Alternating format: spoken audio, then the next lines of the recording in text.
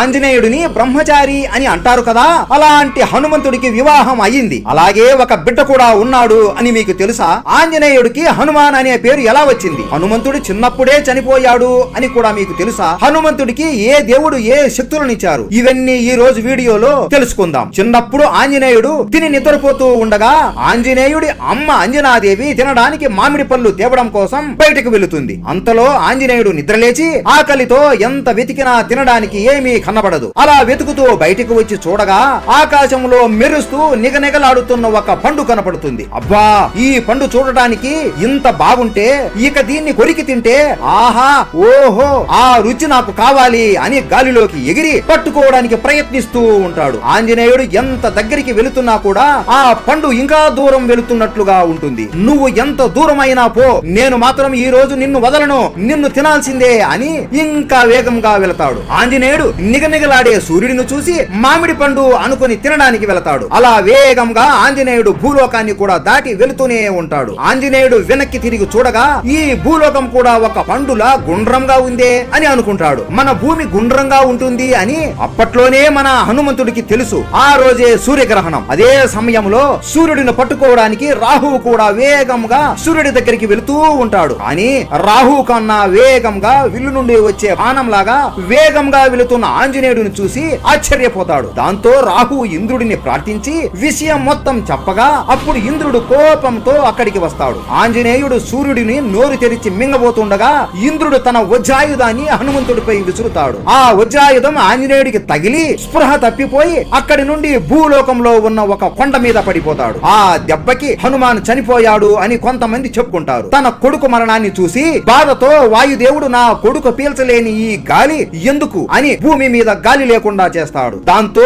భూలోకం మీద ఉన్న ప్రాణులు అందరూ గాలి లేక చనిపోతుండగా దేవతలు అందరూ అక్కడికి వచ్చి వాయుదేవుడిని వేడుకుంటారు. కానీ వాయుదేవుడు బాధతో ఏడుస్తూ ఉంటాడు. అప్పుడు బ్రహ్మదేవుడు తన శక్తి ఉపయోగించి ఆంజనేయుడిని మళ్ళీ బ్రతికిస్తాడు. అది చూసి వాయుదేవుడు సంతోషించి మళ్ళీ గాలి వచ్చేలా చేసి చనిపోయిన ప్రాణులందరినీ బ్రతికిస్తాడు. అదే సమయంలో బ్రహ్మదేవుడు దేవతలందరినీ ఆంజనేయుడికి వరాలు ఇవ్వమని చెప్పగా మొదటిగా ఇంద్రుడు నా వజ్రాయుధం వల్ల నువ్వు మరణించావు కాబట్టి ఇప్పటి నుండి నీ శరీరం వజ్రాయుధం కన్నా గట్టిగా ఉంటుంది. అలాగే నువ్వు ఎప్పుడు మరణించాలి అనుకుంటే అప్పుడే మరణిస్తావు. నిన్ను ఇక నుండి అందరూ హనుమాన్ అని పిలుస్తారు అని వరం ఇస్తాడు. సూర్యదేవుడైతే నీకు అన్ని జ్ఞానాలని దగ్గరుండి నేను నీకు నేర్పిస్తా అని వరం ఇస్తాడు. ఇది గుర్తుకు పెట్టుకోండి. వరుణ దేవుడు నీటి వల్ల నీకు ఎప్పటికీ చావు ఉండదు అని వరం ఇస్తాడు. అలాగే యముడు నా యమపాశం వల్ల నీకు ఎప్పటికీ మృత్యువు లేదు, నువ్వు అమరుడివి అని వరం ఇస్తాడు. బ్రహ్మదేవుడు శరీరాన్ని చిన్నగా లేదా పెద్దగా మార్చుకునే శక్తి హనుమానికి వరంగా ఇస్తాడు. నా అగ్ని నీ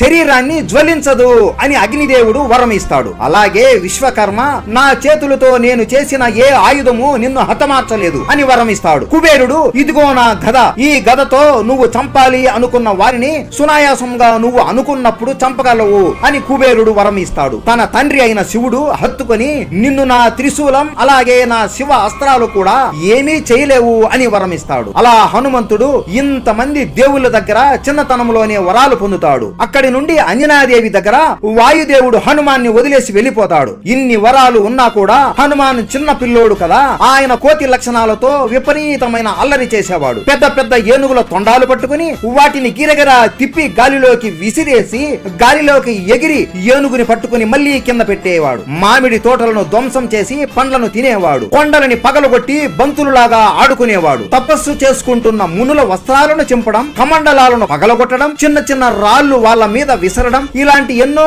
అల్లరి పనులన్నీ చేసేవాడు. ఇలా రోజు రోజుకి హనుమాన్ అల్లరి పనులు చేస్తూనే ఉండటంతో విసిగిపోయిన మతంగముని హనుమానుని కోపంగా చూసి చేతిలో నీళ్లు తీసుకుని ఇక నుండి నీకున్న శక్తులన్నీ నువ్వు మర్చిపోతావు, ఎవరైనా నీకున్న శక్తులు గుర్తు చేస్తే తప్ప నీకు నీ శక్తులు గుర్తుకు రాక ఒక సాధారణమైన వానరుడిలా బ్రతుకుతావు అని చెప్పిస్తాడు. అప్పుడు ఆంజనేయుడి అమ్మ అంజనాదేవి హనుమాన్ని సూర్యదేవుడి దగ్గర విద్యను నేర్చుకోవడానికి పంపుతుంది. అలా అప్పటి నుండి హనుమాన్ సూర్యదేవుడి దగ్గర చాలా సంవత్సరాలు విద్యను నేర్చుకుంటాడు. కానీ ఒక్క విద్య మాత్రం నేర్చుకోలేకపోతాడు. అప్పుడు సూర్యదేవుడు హనుమంతుడి దగ్గరికి వచ్చి, హనుమాన్, ఈ విద్య కేవలం పెళ్లి అయిన వాళ్ళు మాత్రమే నేర్చుకోగలరు, అందుకే నువ్వు నా కూతురు అయిన సువర్చలని వివాహం చేసుకోమని అడుగుతాడు. అప్పుడు హనుమాన్ ఇలా అంటాడు, గురువా, నేను బ్రహ్మచారిలా ఈ జీవితం గడపాలి అనుకుంటున్నా, ఉన్నాను, నా బ్రహ్మచర్యానికి భంగం కలగకుండా చెయ్యండి అని అనగా అప్పుడు సూర్యదేవుడు సరే అని సువర్చలని ఇచ్చి వివాహం చేస్తాడు. కానీ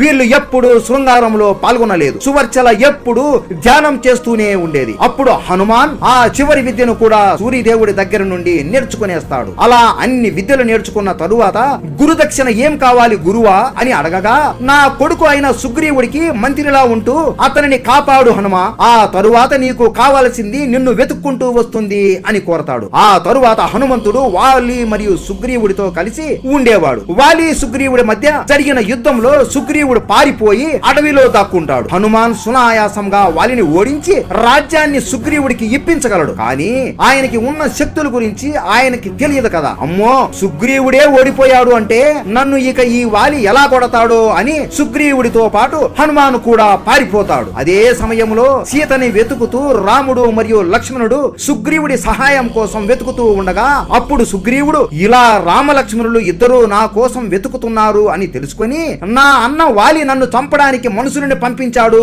అని అనుకుని భయపడి హనుమాన్ని వాళ్ళతో మాట్లాడి ఇక్కడ నుండి పంపించే అని పంపగా, కానీ హనుమాన్ రాముడిని చూడగానే కళ్ళలో నుండి నీళ్లు తిరిగిపోతాయి. ఏడుస్తూ హత్తుకుంటాడు. హనుమంతుడు రాముడిని మొదటిసారిగా చూసినా ఎప్పటి నుండో జన్మ జన్మల అనుబంధంలా హనుమానికి అనిపిస్తుంది. రాముడికి కూడా అచ్చం అలాగే అనిపిస్తుంది. ఆ తరువాత హనుమాన్ విషయం తెలుసుకుని సుగ్రీవుడి దగ్గరికి పిలుచుకొని వెళ్తాడు. అలా హనుమాన్ సుగ్రీవుడు వానరి సైన్యం రాముడికి సహాయం చేయడానికి అంగీకరిస్తారు. చివరికి సీతాదేవి లంకలో ఉన్నట్లు రాముడికి తెలుస్తుంది. ఎవరినైనా సీతాదేవి దగ్గరికి పంపి నేను వస్తున్నాను అనే సందేహం ఇవ్వడానికి పంపాలి అని అనుకుంటుండగా జాంబవంతుడు హనుమాన్ని పంపిద్దాం అని అంటాడు. హనుమాన్ ఆశ్చర్యపోయి నేను మీరు అనుకున్నంత బలవంతుడిని కాదు, నేను సాధారణమైన ఒక వానరుడిని అంతే స్వామి. అమ్మో, నా వల్ల అవుతుందో లేదో, నేను అక్కడికి వెళ్ళగానే రావణ సైన్యం నన్ను చంపేస్తుంది అని అనగా జాంబవంతుడు నవ్వుతూ హనుమా, నీకు ఉన్న శక్తుల గురించి నీకు తెలియదు, నేను చెబుతాను విను అని హనుమంతుడికి ఉన్న శక్తుల గురించి మొత్తం గుర్తు చేస్తాడు. అప్పుడు హనుమాన్ ఒక్కసారిగా శరీరం పెద్దగా చేసి ఆకాశంలోకి ఎగిరి లంకకు వెళ్తాడు. లంకలో సీతాదేవిని వెతికి రాముడి ఉంగరం ఇస్తాడు. కానీ అక్కడ రావణాసురుడితో జరిగిన గొడవలో రావణుడు హనుమాన్ తోకకి నిప్పు పెట్టిస్తాడు. హనుమాన్ నవ్వుతూ లంకని మొత్తం కాల్చి బూడిద చేసేస్తాడు. అందుకే హనుమంతుడిని చూసి రావయ్యా అంటే కాల్చి వచ్చాడు అని అంటారు. ఆ లంక దహనమైన తరువాత తన ఒంటి నుండి వచ్చే వేడి అలాగే తోకకి ఉన్న అగ్నిని చల్లార్చుకోవడం కోసం హనుమంతుడు సముద్రంలోకి మునుగుతాడు. అలా మునిగినప్పుడు ఆయన శరీరం నుండి వచ్చిన చెమట చుక్క అక్కడే ఉన్న ఒక చేప మింగేస్తుంది. దాంతో ఆ చేపకి మకరధ్వజుడు అనే కుమారుడు జన్మిస్తాడు. అలా బ్రహ్మచారి అయిన హనుమంతుడికి పెళ్లి అయ్యి ఒక కొడుకు కూడా పుడతాడు. మీలో ఎంతమందికి ఈ విషయం తెలుసు? ఇలాంటి తెలియని విషయాలు అన్ని మీకోసం మేము కష్టపడి వీడియోస్ చేస్తున్నాం. ప్రతి హనుమాన్ భక్తుడు జై బజరంగబలి అని కామెంట్ చేసి వీడియోని లైక్ చేసి షేర్ చేసి సబ్స్క్రైబ్ చేసుకోండి. హనుమంతుడికి తన కొడుకు అయిన మకరధ్వజుడికి మధ్య యుద్ధం కూడా జరిగింది. దాని మీద కూడా వీడియో కావాలి అంటే చెప్పండి, తప్పక చేస్తాం. జై బజరంగబలి.